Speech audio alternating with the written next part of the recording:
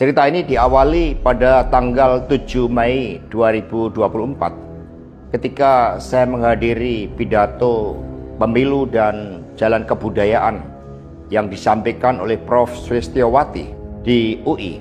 Pak Presiden, apakah betul Bapak mau mencalonkan Mas Gibran dan Mas Bobi sebagai wali kota? Loh, kenapa Pak Sekjen? Dari situlah saya merasakan bahwa pertanyaan saya ini sangat mengusik. Beliau sudah presiden. Buat apa kemudian anak-anaknya harus menjadi wali kota?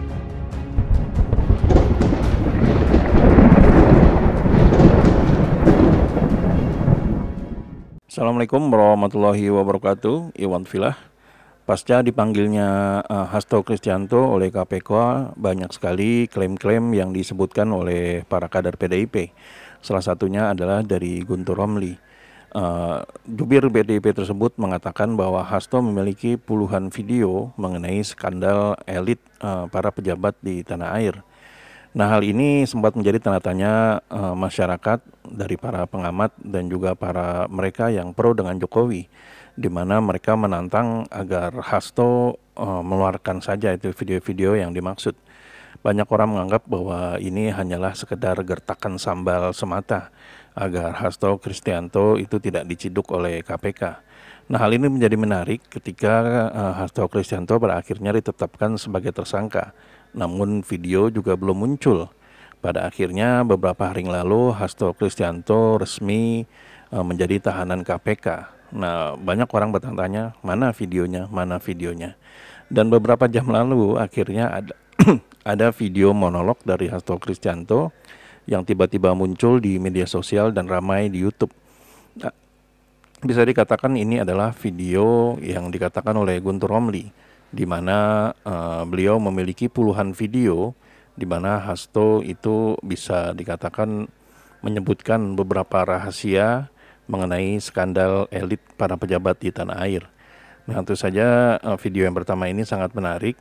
Nah, bagaimana isinya? Mari kita simak berikut ini. Terima kasih seluruh masyarakat Indonesia yang saya cintai dan banggakan. Cerita ini diawali pada tanggal 7 Mei 2024 ketika saya menghadiri pidato pemilu dan jalan kebudayaan yang disampaikan oleh Prof. Sulistyowati di UI. Di situ saya bertemu dengan Bapak Novel Baswedan, Pak Rocky Gerung, dan tokoh-tokoh civil society lainnya. Ketika saya bertemu dengan Mas Novel Baswedan, beliau menanyakan ke saya perlu konfirmasi apakah betul PDI Perjuangan yang memelopori perubahan Undang-Undang KPK yang mengkerdilkan KPK di dalam upaya pemberantasan korupsi.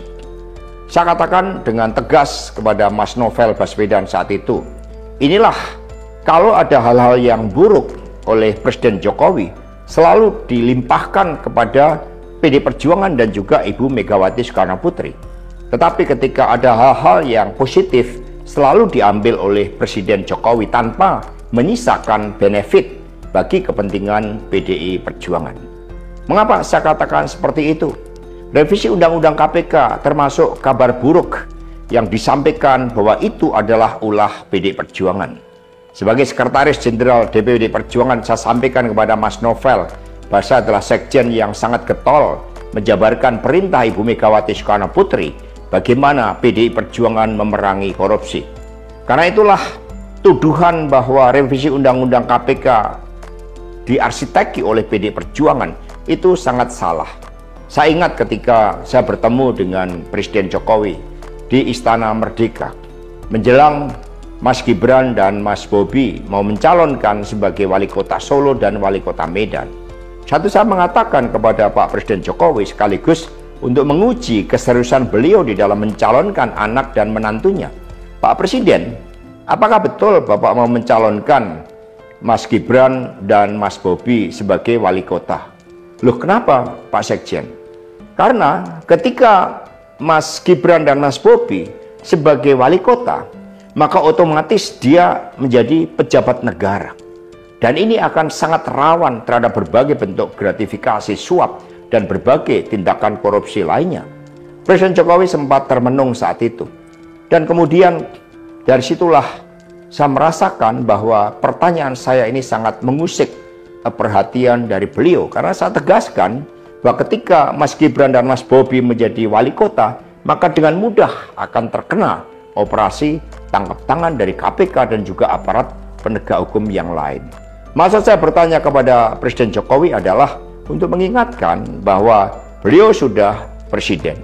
Buat apa kemudian anak-anaknya harus menjadi wali kota, dan itu mengandung suatu risiko-risiko politik, mengingat presiden juga berhadapan dengan begitu banyak pihak-pihak yang selalu mencoba berhadapan dengan Bapak Presiden.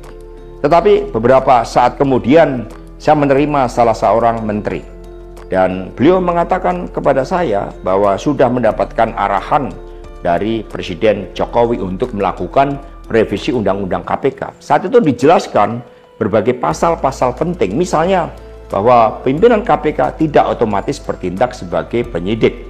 Kemudian ada beberapa pasal-pasal yang tidak memungkinkan bagi penyidik independen untuk bergabung ke KPK.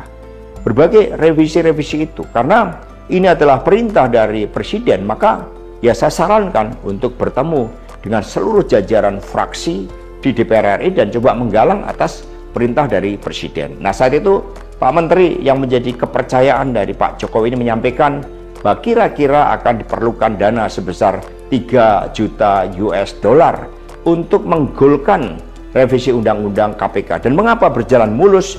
Karena Presiden Jokowi punya kepentingan untuk melindungi Mas Gibran dan Mas Bobi. Maka sejarah mencatat bahwa revisi Undang-Undang KPK ini dilaksanakan sebelum pelaksanaan Pilkada serentak, di mana Mas Gibran dan Mas Bobi berproses menjadi wali kota. Maka ketika terpilih menjadi wali kota, amanlah dari berbagai persoalan hukum karena KPK sudah dilemahkan. Jadi dari keterangan saya, yang saya pertanggungjawabkan secara hukum, secara politik, yang saya pertanggungjawabkan di atas Tuhan yang Maha Kuasa tentang kebenaran pernyataan saya ini, meskipun tanpa bukti, rakyat Indonesia bisa mengetahui bahwa pelemahan KPK dilakukan oleh Presiden Jokowi, kemudian dampaknya dituduhkan kepada PDI Perjuangan. Ini jawaban buat Mas Novel Baswedan.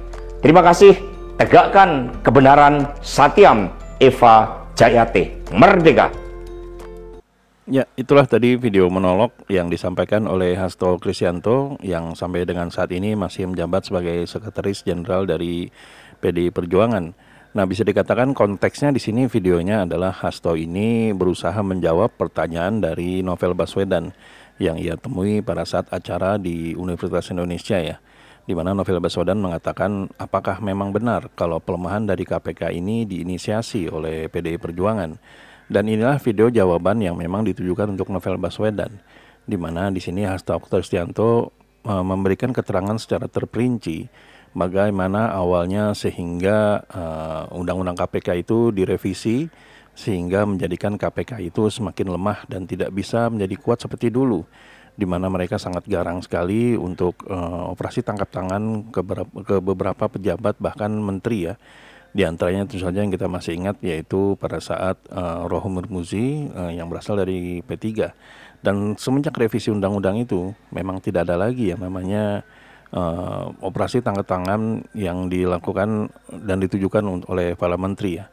Di mana di sini bisa dikatakan salah satu video yang memang dijanjikan oleh salah satunya jubir dari PDIP itu Guntur Romli akhirnya di-spill ya, akhirnya keluar. Jadi kita bisa menganggap bahwa apa yang dibicarakan oleh para kader PDIP mengenai video Hasto ini bukan hanya isapan jempol semata, bukan hanya gertak sambal semata. Bisa dikatakan ini adalah video awal di mana Hasto Kristianto akan mengungkapkan apa yang dialami mengenai skandal elit para pejabat di Indonesia. Nah, pada seri pertama ini bisa dikatakan Hasto Kristianto ingin mengatakan secara gamblang bahwa Presiden Jokowi lah yang menjadi aktor utama dalam pelemahan dari KPK dengan tujuan untuk melindungi anak dan juga menantunya, yaitu Mas Gibran dan juga Mas Bobi. Pada awalnya memang kenapa dilakukan hal ini, itu adalah awalnya dari pembicaraan yang dilakukan oleh Hasto dan juga Presiden Jokowi, di mana Hasto mengingatkan bahwa Jokowi ini sekarang sudah menjadi presiden. Buat apa lagi anak-anaknya menjadi pejabat-pejabat lagi, karena memang beliau sudah memegang jabatan tertinggi di tanah air, sehingga bisa dikatakan sudahlah cukup gitu. Tapi ternyata apa yang dipikirkan oleh Hasto tidak sejalan dengan Jokowi, di mana Jokowi masih ingin tetap, biarpun dirinya sudah tidak lagi menjabat sebagai presiden, namun garis keturunannya itu masih memiliki kekuasaan yang bisa melindungi dirinya dari hal apapun. Nah, bagaimana menurut rekan semua? Apakah ini video yang pertama dan terakhir, atau ini adalah senjata pertama yang telah dijanjikan oleh Hasto dan para elit dari kader PDIP? Silakan tuliskan di kolom komentar ya.